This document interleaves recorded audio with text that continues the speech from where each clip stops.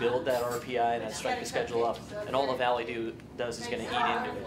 Even if you go undefeated, you probably slip some spots because of it. They can win that match. What? The Dayton non-conference match. Aren't they still kind of probably a top 50 RPI? Yeah, I'd have to double check, but I'm not sure. Oh, that's one of the things I've been meaning to do today. I got because the NCAA doesn't have RPI until October. Well, RPI really doesn't matter until you get into that. You know, it's still fun to look at that kind of stuff. Especially like NCAA website for strength of schedule, it's a very basic formula. So like, I've been using Massey ratings because they actually update every day. Because a lot of their stuff is good. It's like, there was one point in the weekend where you and I had the 6th best schedule. We're at 5 now for Massey? Nice. Oh, that and the other thing was, like, prep volleyball's been doing, not quite like a bracketology thing, they've been like projecting what the field is going to be and kind of ranking the teams that would be in the field. You and I have been hanging out in the 20s. Oh yeah, they're firmly in now, they just can't, they can't have a lot of losses in conference play. Getting your stuff set up and all that. You just saying to me what? Yeah, just above Wichita. Not bad. So the only teams above you and I for strength of schedule would be, from top to bottom, Texas, UCLA, Stanford, Creighton. They play everyone, jeez. Yeah. You know, plus, like, this is a good year to have both Creighton and Marquette on the schedule. Because you can really get some big conference. Good volleyball either, though, is it? Good. You know, they've got some competition at the top. It's not like a real good top to bottom or top to like mid bottom like the Pac or the Big Ten, but you know, especially for the way Creighton and Marquette usually battle, the Georgetowns and those other teams of the conference are usually good for competition, if not for maybe getting an upset here and there. I can't believe you drive a truck that still has a license plate that says the Grizz on it. Hey there, lady. Really? Really? I haven't had time to wipe my ass in a longer. My face, please. No. Alright. I'm good. How are you? Just grab like one of each of these. They're not really packets. I No. Hey, how are you? Mind your way? No. You're not rolling? Oh, I am rolling. I don't here. Depends on how much you want to be on camera. That's okay, not much. You and I weekly press conference, now featuring more Elwin Huffman. Depends on how much you want to grow. This has some just. I just archived it all for later. Blackmail. Yeah, you wouldn't even be the first to do the face for radio joke today. Really? Yeah, because I've already done that. Okay. No, because they had me sit up there to test the microphone. That's just grab one of those. They're all kind of. Oh, these are all the same. Okay. Yeah. Sorry, I thought they were on the wrong packet thing. Yeah, I'm not that organized yet. The answer to your question is the Warriors would be the Southern League team. Wichita's going to be AAA. Okay. Yeah. Yeah, thank goodness. Because Wichita and the Southern would just be horrible. Like Bowling Green, Midwest League, Bismarck, Northwoods. Yeah. You know, at best. When they did the association, I always look like I don't I looked at baseball and I just went on there and said something about that. I need to keep going there for You see the football statuses aren't as good as last year's. Oh, okay. One more, sorry. Because I've done shit way worse. I've actually got. If nothing else, this will be scrap paper for later, right? It's all on a freaking hard drive. Yeah. Or it's all on a jump drive. Yeah, that kind of triggered discussion when you mentioned it. Yeah. I wonder if and I saw We'll get there eventually. an unyet named Southern League. Well, the Southern League team will go to Wichita, and they'll move another Southern League team in the world. Go. That'd be a good time to be down there.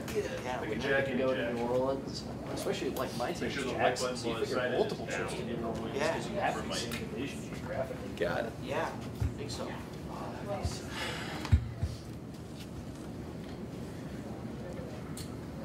Probably a tough weekend. I was trying to figure it out. Yeah. Good or bad out here. There was also some time. I don't know if anybody does. I just know I was rooting for a time. So say what you will about me. This was a great time to see the news. They were talking about the chances. I know the chances. I just read the first paragraph of the headline. I'm like, oh, really? I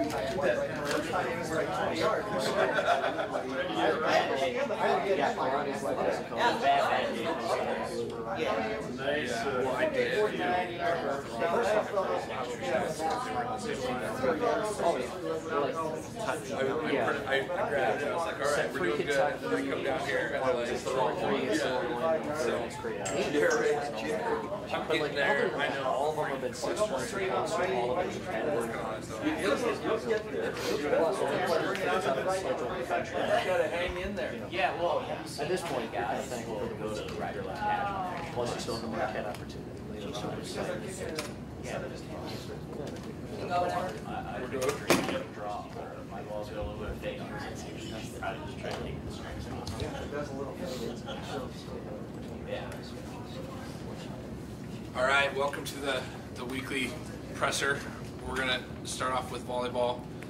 They end of the week they went 1-2 at the Illini Classic, dropped 2 matches against top 10 teams, but they open Missouri Valley Conference play this week on the road at Drake. Coach Peterson.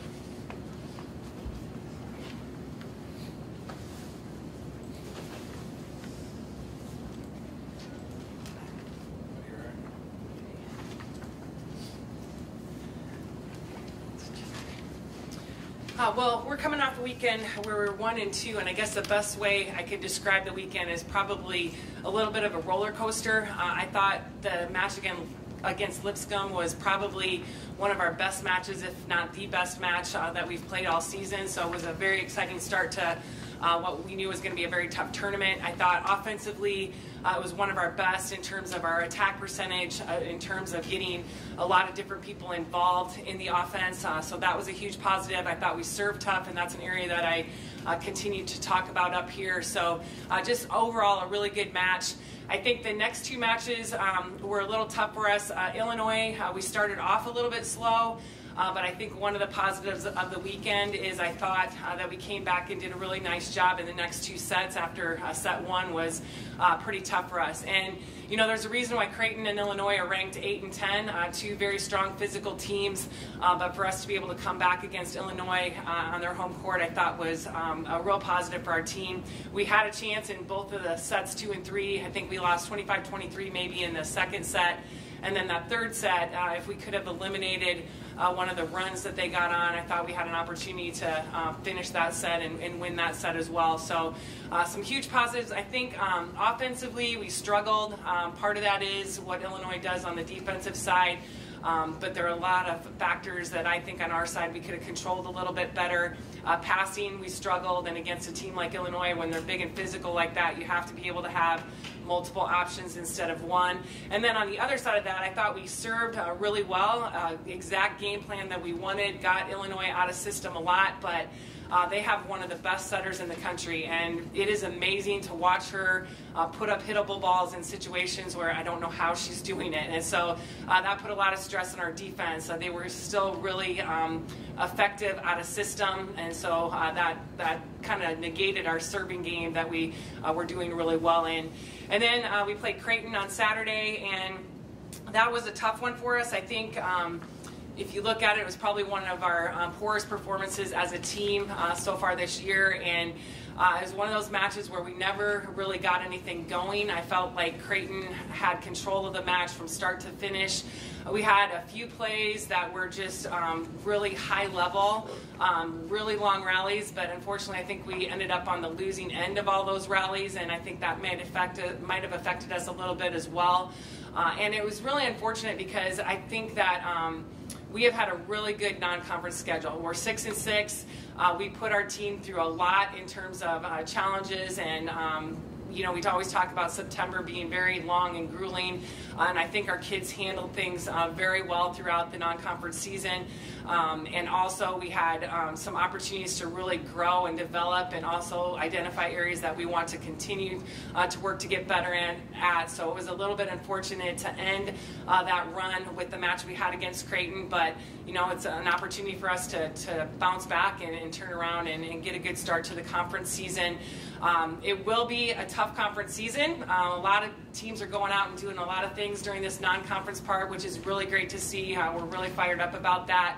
But this week for us, we are a little bit tired mentally, physically, probably emotionally too, a little bit beat up. So again, it's fun to be able to have opportunities to practice, but I think it's going to be a week that we really need to consider the amount of rest and practice and prep for Drake that we'll have this week. So a little bit of a challenge for us as coaches. But Drake has had an awesome non-conference. They're 11-2, I believe, on the season right now. They returned basically everybody from last year. They're missing one outside, I believe, from last year's team, and had a really good last year. They probably were pretty disappointed in their finish in the conference tournament, but overall had an outstanding year last year. And for us, I think some of the challenges that Drake has for us is they run a 6-2. We have not seen that much this year at all. So what that means is they're always going to have 3 attackers in the front row that you have to pay attention to. And what makes that even more interesting is they're all averaging over 2 kills per set. Which makes them very difficult to defend, especially when they're in system. The other thing about Drake is they're really good on the defensive side. They get a lot of touches both on the block and in the back court, so we'll present some challenges that way. And also it's another interstate match where that's always a competitive match, especially at their place. And we always feel like it's a little bit of a home match for us too, because we have a lot of alumni in the area that come out and support us in that match. So it's a lot of fun, and we're really looking forward to that. The other thing that I would say on the weekend is we're really excited about the opportunity for the Hall of Fame induction. We get the chance to be at that induction, and Kim McCaffrey-Davis, our assistant coach, is being inducted. I can think of nobody more deserving than Kim, and part of it is what she did as a student athlete, but I know no one that bleeds purple and gold more than Kim, and has been able to continue her passion for the game and really rub off on the student athletes that she's been able to impact through her time here too. And then also the 1999 volleyball team, the first team to make it to the Sweet 16, a lot of really special student athletes that have paved the way for a lot of other teams, and I think all but one of those student athletes are able to be back, so a really special weekend for us in that way as well. Any questions?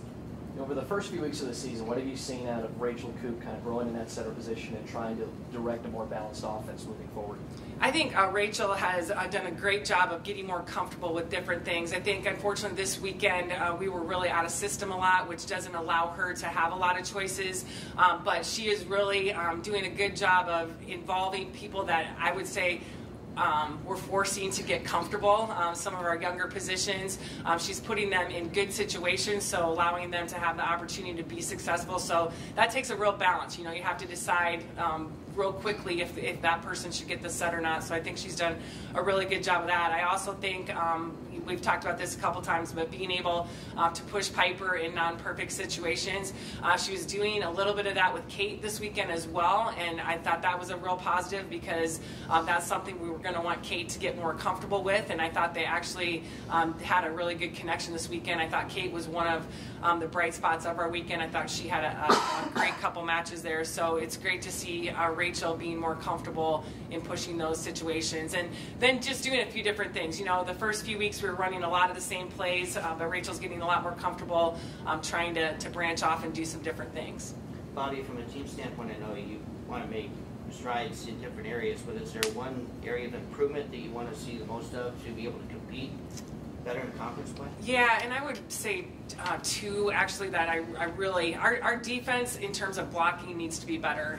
We have to be able to advance a little bit more from the game plans that we've been putting out there, but we haven't been able to do that because we're not quite executing on the blocking side how we want to execute, and maybe that's partly I need to advance a little bit and see if we can handle that.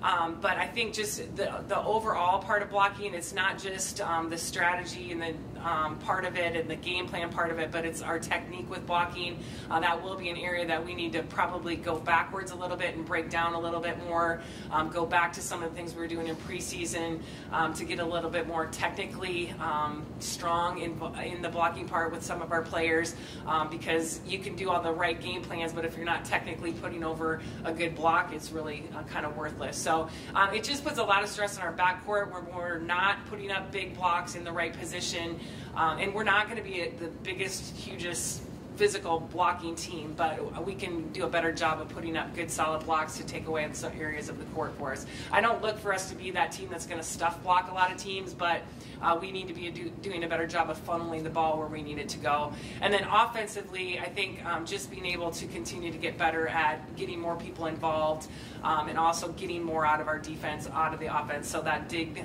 to kill ratio that I've talked about a few times. Let's stretch our memory here. Let's go back to that 99 squad. You know, obviously, what everybody remembers is a 30-match win streak, but talk about the Sweet 16 run. I believe it started Clemson, didn't it?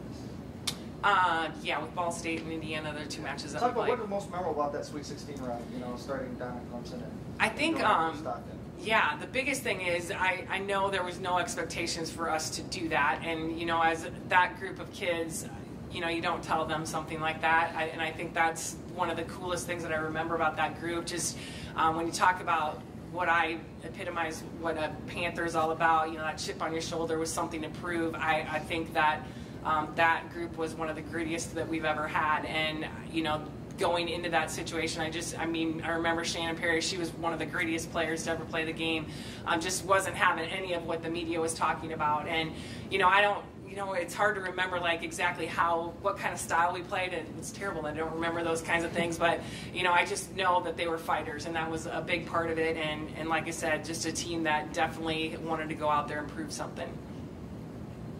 Coach, how do you feel this non-conference schedule? How do you like how it's prepared you for conference play now? And I know you can't change it. Do you wish it would have been not quite as tough? Just how's it prepared you for what's ahead? I actually, you know, I think it's worked out even better than we anticipated a little bit. I think that if you look at our record at 6-6, and, you know, if you look at the 6 losses that we've had, I mean, there's nothing to hang our head about. I don't think there's any losses that were like, you know, yeah, we wanted to win all those matches, but I think if you look at the losses that we have, you know, you can be okay with that. They're all in the top 20. You know, we're like I said, we step on the court to win. But I think the biggest part is what we want out of that situation is to go out there and learn and to get better, and I thought we did that. And I think, you know, hopefully our kids' mentality, you know, is what they're actually saying. You know, sometimes you don't know that, but I think we got exactly out of it. I think, you know, the hard part is just trying to, you know, get refreshed and ready to go. I think that's always the hardest part about September, and, you know, with that grueling schedule, it's being able to come out of that and now be prepared for conference play. I think it's good that we only have 1 match on the weekend as opposed to 2. I know we turn around and play Indiana State on Monday, but I think that travel partner match comes at a really good time and gives us an opportunity to get a little bit more rest in there. So, but, you know, it did exactly what we wanted. We competed hard against some of the best teams in the country. We won some of those matches. We found things that we're doing well, and we found things that we definitely need to get better at as well. Your thoughts on having a Monday match coming up? I know you obviously had that big crowd for Iowa State during the midweek match. Do you feel like that'll give you an opportunity to maybe get some more fans into just not having to compete with so many different things that happen on the weekends in the fall? Yeah, you know, it is hard. You compete against Friday Night Football. That's a tough one, and then obviously families have a lot going on Saturdays too. But, you know, we're hoping, you know, it's the way the conference falls now, having those Monday matches, but it's a great opportunity on a weeknight. And, you know, Monday nights, I know there's not volleyball. I don't know what else is going on Monday nights, but hopefully we can get a good crowd and a lot of high school teams there as well. All right, I'd like to give a shout out to Chris. Happy birthday. It was yesterday. What's that? The media on that trip. I was the media on that trip. So media. I wasn't saying you couldn't win. I just want to let you know. All right, we're going to move on to Coach Farley. A couple notes from the Iowa game.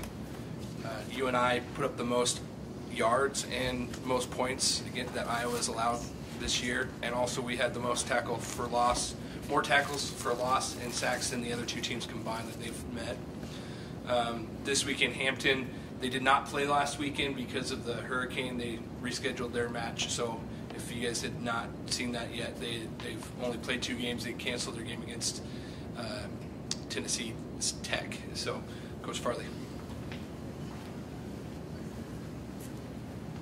Go ahead. What was you know, did you bring the guys in to watch film yesterday? Yes, sir. What was the message? That we need to watch more film and go back to practice. particular with your run game. What's it going to take to get the run game going? What's held it back? You know, this past weekend they were a good defensive front, but we should have rushed the ball better than we did. And that was, we threw the ball decent when Eli went in, but the rushing game didn't hit quick enough, and there's probably not the time that you need in it right now that to the level it needs to get to. So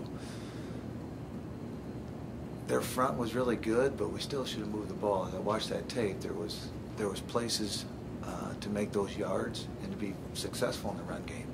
So I see a little bit what Iowa State went through with their running back after playing them, but I also see that the opportunity that we didn't take in the run game down there, because early on we had the holes that we needed.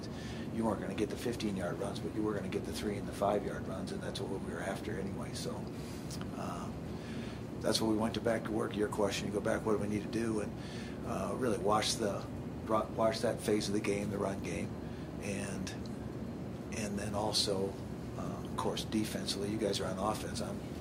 Defensively, we didn't play very well at all, and that was more concerning to me than the rushing game. Coach, how concerned are you 2 games into this that the offense hasn't been able to put any points up in the first half? It's all concerning. We've came out slow twice now on offense, and then recouped in the second half both times. So part of that, I think, is doing a better job in that rushing game. If you can get some consistency going, instead of just coming out and throwing the ball, you'll have better rhythm, and you can start to activate your whole game plan. Really couldn't activate the game plan until you get a good rushing game going. And then defense was a part of that this past weekend, because once I was going to stop you, that's a given. It was just the defense had to give the offense more opportunities, and then they kept us off the field and what they were doing on their offense. So that's the way I saw it. Are there similarities in the defensive struggles between Montana and Iowa, or were there different struggles that happened in those 2 games? Maybe that's why your concern level is what it is. It's personnel. Got to get the personnel correct. It's a lot has to do with the personnel getting it. That's the inexperienced group if you really go look at it, and I talked about it long time ago. We're not tackling the way we need to tackle. We're not winning the line of scrimmage where we need to win the line of scrimmage, and thus we're giving up too many yards, and then all the play action starts to open up after that. We were, Brinkman was the one that did an outstanding job in the football game. He stood out to me. Allen stood out to me. AJ, defense. There was some things out there that guys did their job that I was looking for, but not enough of them were consistently winning their battles on defense. So that's where I say personnel is just get them where they can be more successful. Speaking of personnel, Jake Hartford was able to strap on a little bit last week in practice. How close is he to get back? That's a piece of the puzzle that really helped you practice. Yes, it is, and that one's an unknown. Don't know if there's no timeline on him, and that's one of those that is frustrating because he's practiced maybe 3 times in camp or so, and he was a projected starter at that position. So that one makes a difference, because that's a piece that activates a little field boundary stuff that we do, and he would be the boundary linebacker, which makes a difference of coverage and run game. Did he have a recent setback, or did it seem like he'd been progressing towards playing? He was progressing, and then actually practiced once last week, and then kind of had a setback on that, and that's where it stands today. How tough has it been to prepare for this Hampton team? Is it similar to Montana, where you didn't know what Bobby Hauck was going to do as their new head coach? Now you got a team that had a bye week, got very little film on them. How tough is this prep? Same thing. It's tough because, again, new staff, lack of games, and unknown personnel. So all those things we'll have to see how it plays out. And then they've got, through their through the storms out there they had last weekend, where it actually, you know, I thought we'd be okay because that would have been their third game, but they lost the opportunity to play that game, so just kind of how it plays out. What do you know about it? What can you tell us what they look like? Looks to me like they're a spread offense. They play, you know, they run what people would call spread. You know, they're just going to get in shotgun and ride zone type stuff and throw the football downfield. Look very athletic across the board. Look very athletic on defense. They can get after you on defense, and it looks like they got guys that can run and those types of things. But just trying to decipher, you know, what their scheme is, if you will. But talent-wise, looks like they have very good talent. Going back to injuries, maybe it was just situational punting, but did Michael Coons get hurt on the first punt? Or? Yes, he did. Yep. What's his status? His status is questionable. I think he get nothing wrong with his leg. Yeah, that was a freak deal. But we may or may not get him back this week. It all depends what happens when the MRI comes back. I think it's tomorrow. Was it he was running and just took a big hit, or was it? He took a hit, but it was more, I guess, is when he got hit or something. I don't know exactly what happened, but it happened on the ground where he got, after everything, he got in the pile and got messed up in the pile. So somehow, some way, that one surprised me because hit a heck of a punt, and then ended up that next time we go out there to punt, he wasn't out there. So that was surprising. And then we don't have, you know, we put, actually Kibbe did a nice job, but I had no thought of losing Michael because he's a good athlete and can do a lot of things. Was Kibbe kind of like the emergency punter, or? Yeah, he was the emergency punter because Coons that's a position that, granted, you shouldn't get hurt at, and but Michael always wants to get involved in everything too, and he's such a good athlete, so. You know, he put himself in the fire and got burned a little bit. I know you go one game at a time, but do you have to take a little different approach this week, knowing that you've got a Thursday night conference opener at Indiana State, and that prep time is going to be cut very short? Do you kind of build in a couple of game plans or prepare differently? Yes. Now that I'm looking at that conference game that's happening on Thursday night, and then we'll have to travel, so that's only a 2-day prep, if that. And you probably won't get any practice time in. I believe this is their open date this weekend, Indiana State's, and it looks like they just came off a big win. So I'm looking at what will happen. We got to take care of business first on this weekend. We've got some things that we got to shore up on our end, so we've got our plate full anyway. And then when that game ends, it'll immediately go into Indiana State, and we've already addressed the weekend, being that we took our day off yesterday so that we can continue through, and we'll have to use Sunday, Monday, Tuesday as prep, and then play. So, yeah, it's a interesting layout of the schedule, and this is one that falls in a tough spot for us, coming off, you know, the timing of this game, the Iowa game, then the Hampton game, and then, of course, they've got the open date. So we'll just have to, we'll prepare that way, and that was all, it's all been pre-planned. We just got to activate the plan. Coach, when the offense has moved the ball, a lot of times Bradley Moore's been split out wide, and it seems like that's been something that's worked well through a couple games. Is that something that you're hoping will be, that you can continue to be successful with, just the ability to do these different things with your tight ends to help the offense out? Well, the tight ends have been very productive. I mean, Elias had a good ball game. Briley, very productive in the passing game, very productive in the run game. He gives us, both those two give us a lot of multiplicity, if you will, when they're on the football field. It doesn't necessarily have to be a two tight end formation when those two are sitting on the football field. So Briley is our version of what Iowa's font was, is our Bradley Moore. And Elias really did a nice job, and those are the two that scored against Iowa. I didn't find out until last night that that's the first touchdowns that their first team defense has given up is those two touchdowns. So, but Briley was very effective. I I mean, we weren't worried about the matchup with Bradley in their corner in that particular time. So yeah, he is very effective in the passing game. And then Elias made a really nice play.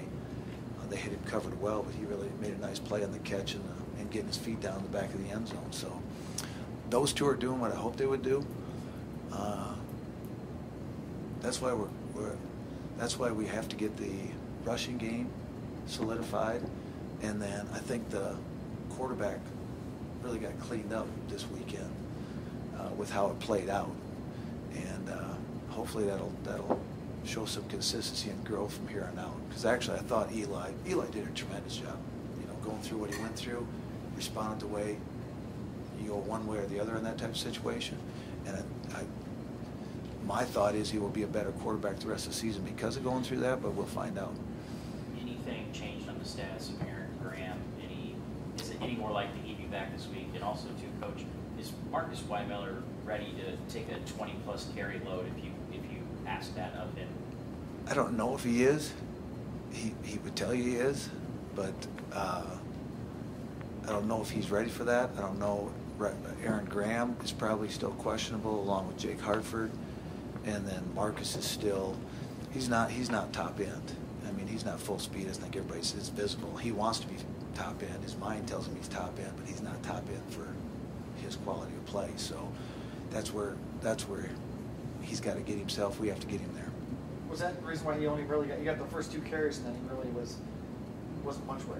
Yeah, and a lot had to do with what was going on in the football game, and you know, when they put their, you know, if you got in second and long, third and long, they put that SWAT group in, which was their the 4 defensive ends came in the football game, and we actually held up to that very well. I don't know if we gave up a sack to that group, and but we had to do some things with Elias. If you looked at it, he was the tailback at the time because you had to get big to protect, and that's why we were big at that particular time for the protection of it, so we could still get our 4 wides out.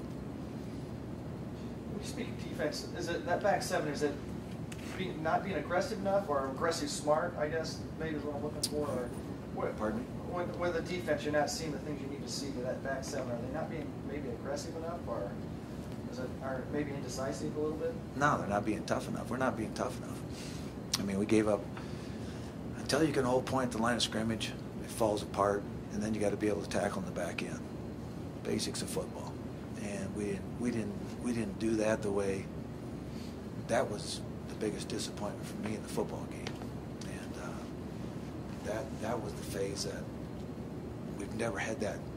I shouldn't say we never had that as big a problem down there when we ever played them before. If they get their rush game going, then it becomes a long afternoon, and they got their rush game going, and then you're just out there trying to defend the whole field. You got to take away the run game, and then everything else will fall into place for you.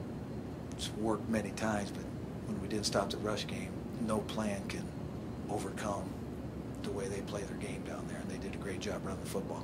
So is it a matter of challenging the toughness, or? No, it's not a challenge. It's just figuring out what it feels like. Bear with me with this question, but have you ever been, I'm going somewhere, ever been to Moose Lake, Minnesota? Have I been to Moose Lake? Bear with me. It's Ezra's hometown. Yes, sir. You know, talk a little bit about Ezra Serbiak and what he's done for you guys. He was a defensive end when you came here, and now he's your center. Ezra's a good story, because Ezra came in here as a defensive tackle, and Moose Lake is up by Duluth, Minnesota, so it's about as far north as you can go. And how we found him, I'm not quite sure. And so he ends up, it came down us in North Dakota State in the process of recruiting, and he ended up coming here. He's from a very large family, and I tell you what, they all come for the ball games. They all support each other. It's a great family. And then he comes down here because was a defensive tackle who moved to, I thought he'd be a defensive end. He got big, went to defensive tackle, and then when we got short on offensive linemen due to injuries 2 years ago, we moved him to offensive line. And then he got hurt at Eastern Washington, if I remember right, and then came back, played some more, and then hurt his elbow. And then this particular year ends up being a center. First time he's played center his whole life, and he's snapping center for us. So, you know, the ball that got airmailed was tough at the time, but Ezra, as much as that can't happen, this is his first year playing center, and you know, those are things when he got excited, you know, he just rose up and airmailed it. So, but Ezra's done a tremendous job, and that's what the kind of team player he is, because he goes in the position that he's needed, and he wants to be the center. He wants to be in that type of situation, and that's how he challenges himself every day. He's this big burly guy with this big beard. He's elementary ed teacher. Yep. I mean, these kids. I wonder what I'm going to have to ask him. What are they thinking of this guy when he walks in? He'll be as good a teacher as ever walked in that classroom for him. I mean, he cares more about the little things and the things that matter than many people, you know, that I've come across over the years. I mean, he just cares, and he cares. That's a big deal for him, is elementary ed. So, you know, how he looks and who he is are probably two different things sometimes. But I think it has a lot to do because of the family that he comes from. Huge family, tremendous family, very connected family. And even though it's from Moose Lake, they spent a lot of time down here. And then he ended up getting married too, to Chelsea, who was a swimmer here. So, you know, he's got an interesting story, but he's an interesting guy too. So, but we're lucky to have him. Mark, on a side note, Terry Allen goes into the Hall of Fame this weekend. How's that going to be for you? I think it's, you know, it's so well deserved. I mean, he should have been in long ago.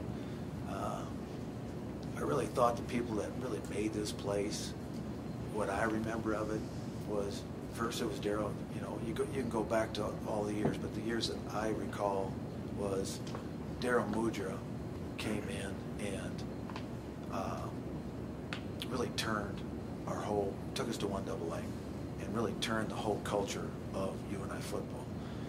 Then after Coach Bruce, after Mudra came Coach Bruce, and then Coach Bruce had TA as his quarterback coach, and then after Coach Bruce left, that's when TA became the head coach, and he was kind of a blend between what Coach Bruce did and what Coach Mudra did. And then the recruiting and all the things that are UNI football, he was a huge part of that through all those years, transitioning that. So, and then I went with him, of course, to Kansas. So, but he's a reason why I'm in coaching, because he was actually the one that first hired me. Mudra brought me in as a GA, and Bruce kept me as a GA, but Terry Allen hired me as a position coach. And because of that, it gave me this opportunity today. So he deserves to be in there, because a lot of those numbers on the wall are his, from his football teams that he started a long time ago.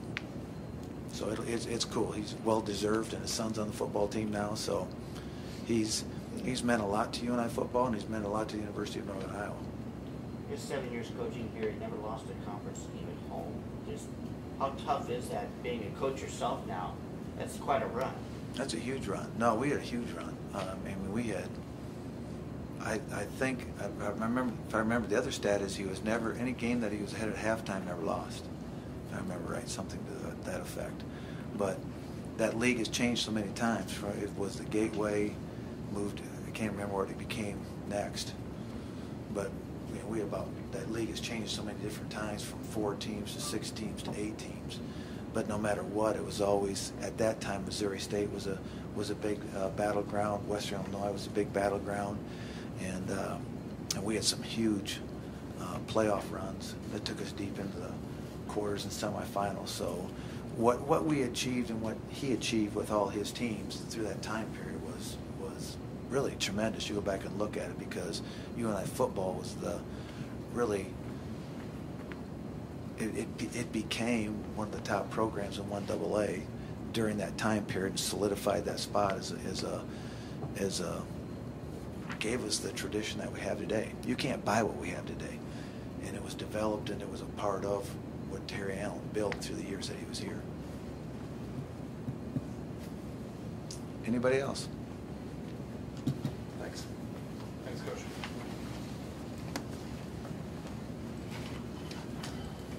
We're going to move on to women's soccer. Coach Bruce Erickson, women's soccer, won a 3-1 match over Northern Illinois, and then went on the road and to Ames and defeated Iowa State for the first time in program history last night. So, Coach.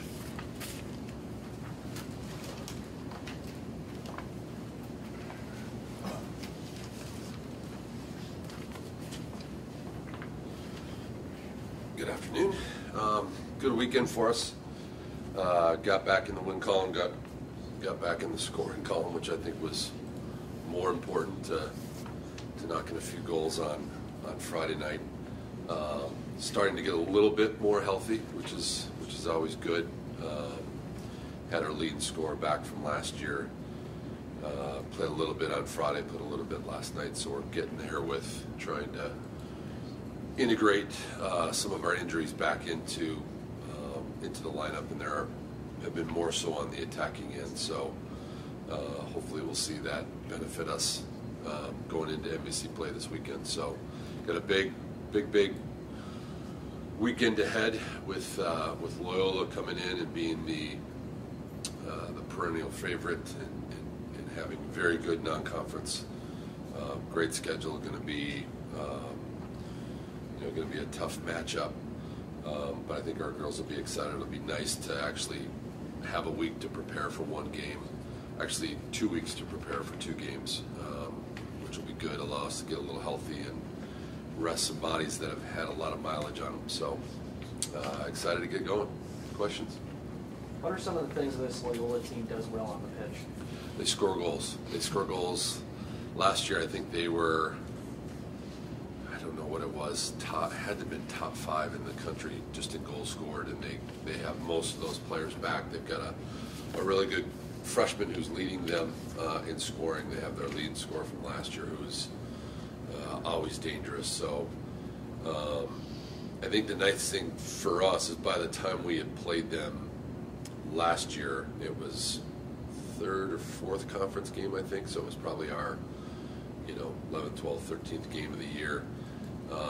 That was the best attacking team we had seen, and certainly the best attacking player we've seen. I think with our schedule this year, we've seen 10 like that. So I think that'll help us deal with her a little bit better, as we've had to deal with just some amazing attacking players. A couple yesterday with Iowa State, and VCU has had, really every team we played has had some good talented attacking pieces. So they really impose their will on you. I think they don't show you anything different than who they are. They go forward, they push numbers forward, and I think their success last year in scoring first was incredible. I don't know that they lost any games that they scored first, but their record when they were scored on first was considerably different. So that's what we hope to do, is get an early goal and hopefully set the tone.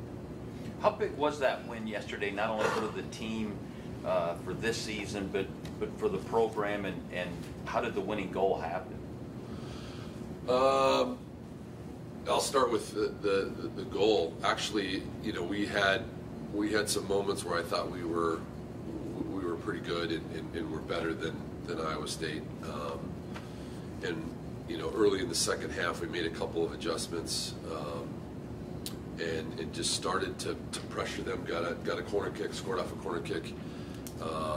Should have been up 2-0 almost, 2-3 minutes later. Their goalkeeper made just a fantastic save on a shot from Burnell, and we were just able to maintain that. As wins go, I suppose it's always nice to beat a Power 5, to beat Iowa State, certainly, an in-state game. But I told the girls before the game and after the game, our number 1 and 2 goals for the day were, let's be better going into Loyola, and knock on wood, let's be healthy, and if being better means we win the game, then so be it. And we did, so we accomplished both. So I think important for the program, important for the seniors who've probably done more losing. That was the first win against them. So I think knowing a lot of the players on Iowa State,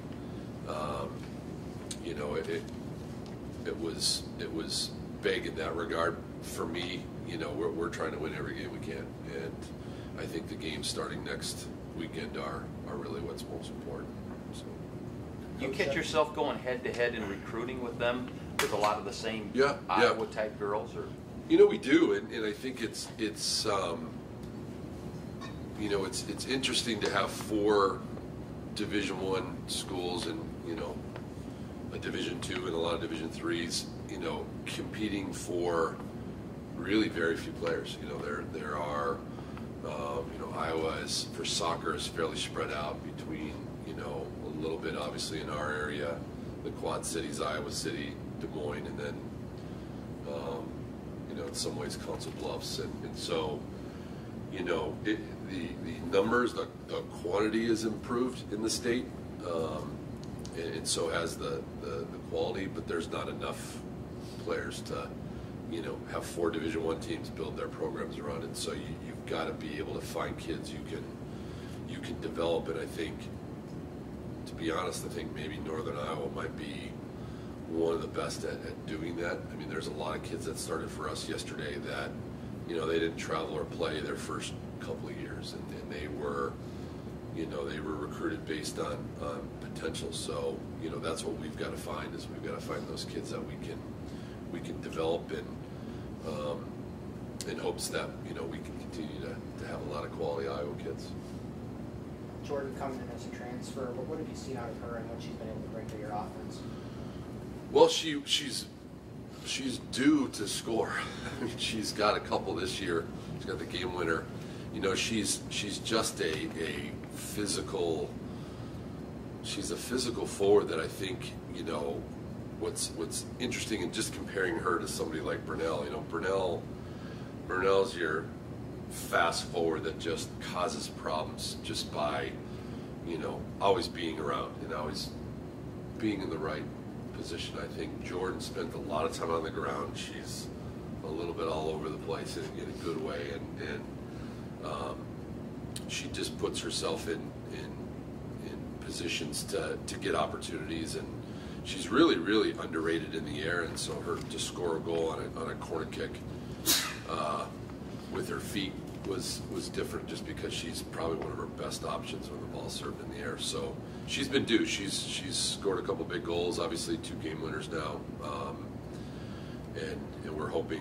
Last year we didn't have her for all but 3 or 4 games. I think she broke her collarbone in the first game of the year, second game of the year, and then we didn't have her until like the last 4 or 5. So she's just now starting to get comfortable. So hopefully we see a few more from her. Defensively, what do you like about what that unit has done? You mentioned you played a lot of strong attacking teams so far. Yep. They've bent and not broken, I think is probably the easiest way to put it. There's a lot of miles on the tires for the 4 primarily players that have played. We get one player back who had probably been one of our best defenders early on. She'd been out with an injury. She played a little bit Friday, a little bit again last night. We had, yesterday I think one of our best defenders was probably one of our freshmen, who, when I recruited her to bring her in, I didn't fully expect to be playing her in the back right now. So I thought she did great against she was matched up with Courtney Paul, who's a Union kid, and holds all the goal scoring records in Iowa, and she's a tough player to deal with, and she was great. So I think, the beauty is they're just used to every game just being a battle and a challenge, and really not being able to take much time off, because they're always in constant communication and movement, and so I think it's just allowed them to have the confidence to know they can play against really good attacking players. What's the freshman's name? Megan Benmore, Illinois kid. And then the player you had come back that you're Maddie Gurman. Okay. Yeah.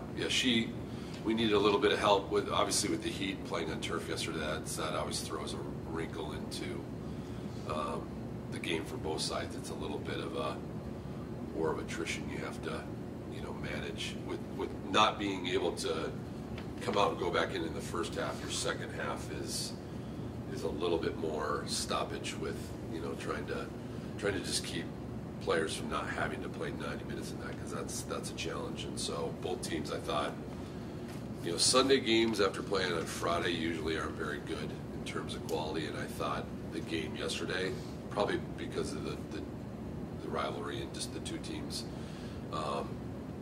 I thought we were better than we were on Friday night, and at times seemed a little bit more fresh. So So yeah, that both teams dealt with it pretty well. All right, thank you.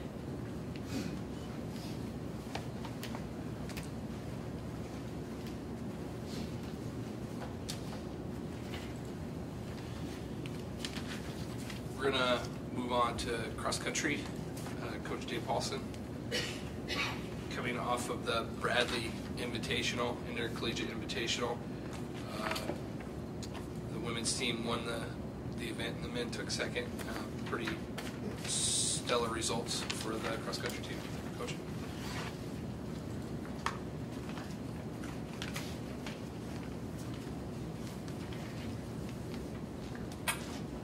One of our many trips to Peoria this last Friday, and it went well. So this meet was great because a little smaller than a lot of the other meets we go to, and so that gives you a little bit more of a conference type feel. Only with about 8 other teams in there, it forces you to run as a team a little bit more. You don't want to get disconnected, especially in a small meet.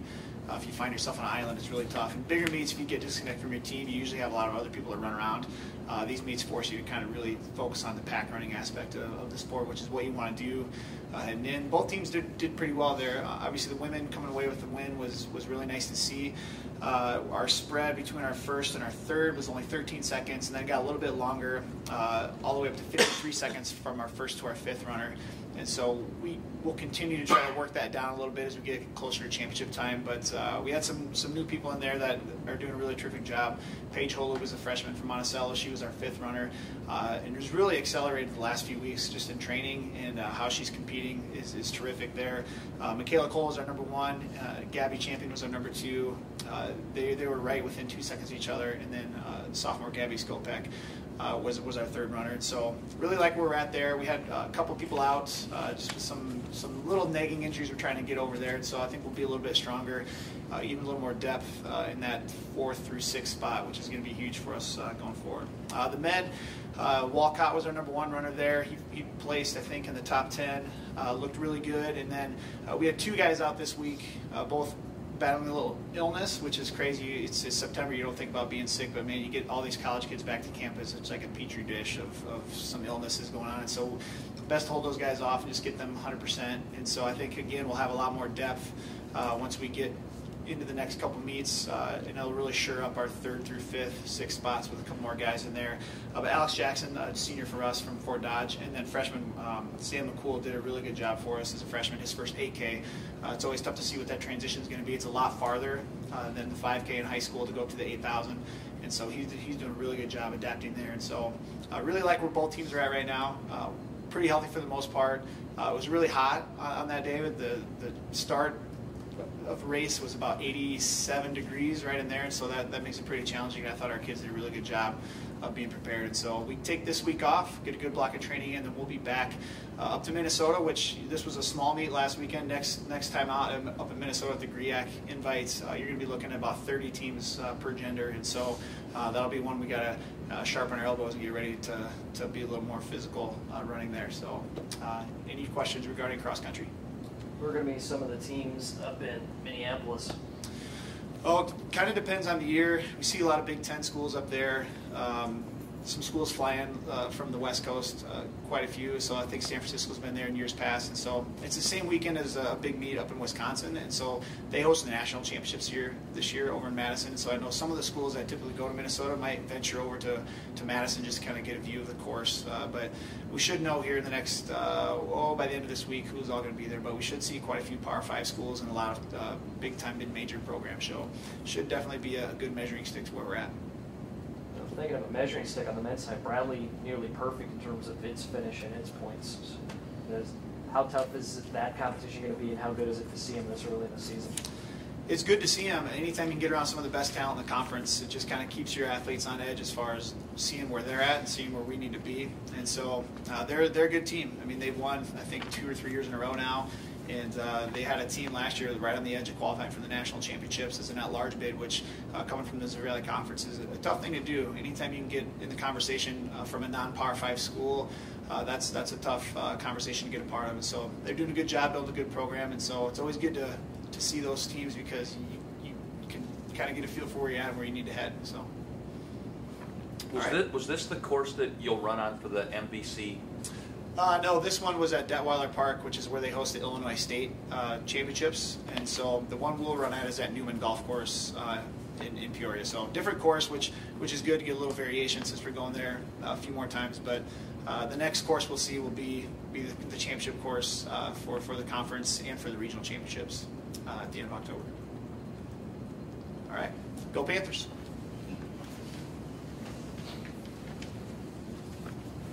All right, last but not least, Coach Chris Sagers, UNI Tennis, coming off a pretty strong performance at Drake. They'll head to Minnesota next weekend for the Gopher Invite.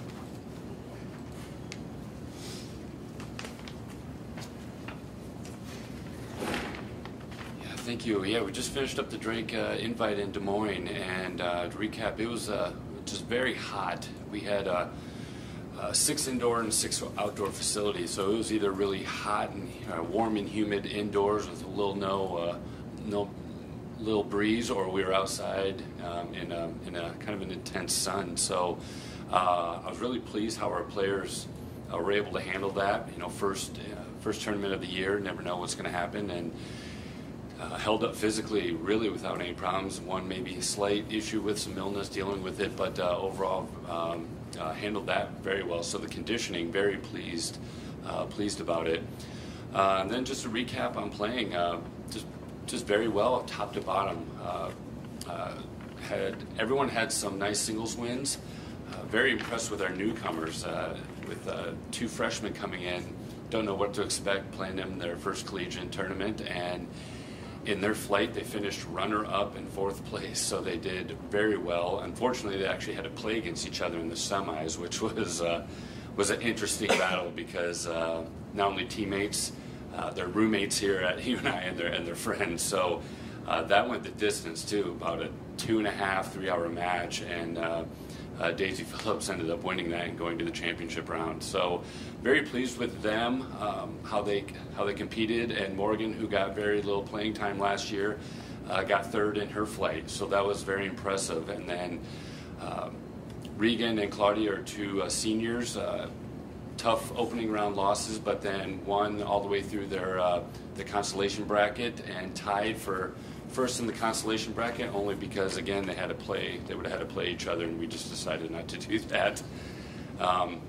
And then Val had some nice wins, and Harry and Kate both had some nice wins too. I think Val got runner-up in her consolation bracket, and Kate won her consolation bracket. So singles, very impressed with. Nothing really to worry about there. It's really our doubles. We have only 1 doubles pair returning. We had 2 last year graduate, and unfortunately that was 2 separate doubles teams. So we really have a lot to do to figure out how we're going to pair these doubles teams together. We kept Harry and Val together. They played doubles all last year together. And then our other 3 teams were brand new, competing with each other. So we really have to figure that out, especially going into our conference tournaments in first weekend in October. So we really have to figure that out. We get the Gopher Invite this weekend. We get to play around with some doubles teams that tournament. That's nice. So each day up there we get to resubmit doubles lineups. So that's going to be very helpful for us to see who's meshing well together, who's playing well together. So we'll get that figured out, and we'll be competing, like I said, up in the Gopher Invite this weekend. A lot stronger competition, so it'll be a very good test for us. So looking forward to it. How close are Regan and Claudia? Do you have some competition there for that top spot in your lineup this year? Yeah, like I said, we could have played that this weekend, but we kind of a mutual between all 3 of us, me and those 2, not to play it. But playing one, there's obviously, as you would imagine, some added pressure. You're the top player, and we'll just figure out mentally and who really wants it, and we'll kind of go from there. What are the things that you look at trying to work with these doubles pairings to kind of see which thing kind of clicks on which level? What's impressive about this team and the team we had last year is everyone seems to really get along well together, and that's good. But just sometimes, you can just you can just see when they're on the court, the communication sometimes doesn't match up well. They really gotta be having fun out there playing, because if you're out there and just kind of going through the motions and just kind of playing out the points, it's not going to translate well. And then playing styles. I got 2 players on the team that they're excellent singles players, but I just can't pair them up together in doubles. It just doesn't work. And we have a lot of good combinations that could work, and we're just going to experiment with them this weekend. Anything else for tennis? Thank you. Thanks, guys. Thanks, Coach. Does everybody have a credential that needs one for Saturday?